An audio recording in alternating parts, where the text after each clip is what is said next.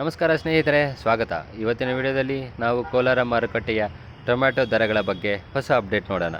ಇವತ್ತಿನ ಮಾರುಕಟ್ಟೆ ಪರಿಸ್ಥಿತಿಯನ್ನು ಗಮನಿಸಿದರೆ ಸರಬರಾಜು ಮತ್ತು ಬೇಡಿಕೆ ಎರಡು ಸಮತೋಲನದಲ್ಲಿದ್ದು ದರಗಳು ಹೆಚ್ಚು ಬದಲಾವಣೆಯಿಲ್ಲದೆ ಸ್ಥಿರವಾಗಿವೆ. ಬೆಳಗಿನ ವಹಿವಾಟಿಯಲ್ಲಿ ದರಗಳು ಸ್ಥಿರವಾಗಿದ್ದರೂ ದಿನ ಮುಂದುವರೆದಂತೆ ಸ್ವಲ್ಪ ಚಲನವಲನ ಕಾಣಿಸುವ ಸಾಧ್ಯತೆ ಇದೆ.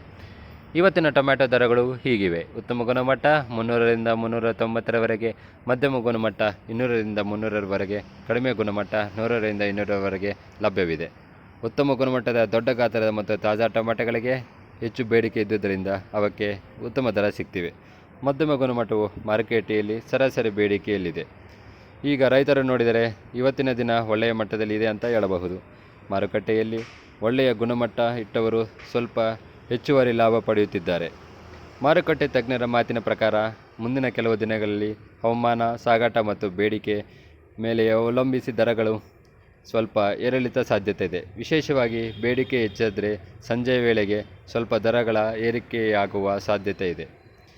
ಇನ್ನೊಂದು ಮುಖ್ಯ ಸಲಹೆ ಏನೆಂದರೆ ಟೊಮ್ಯಾಟೊಗಳು ಸರಿಯಾಗಿ ಗ್ರೇಡಿಂಗ್ ಮಾಡಿದರೆ ಹೆಚ್ಚು ಲಾಭ ಪಡೆಯಬಹುದು.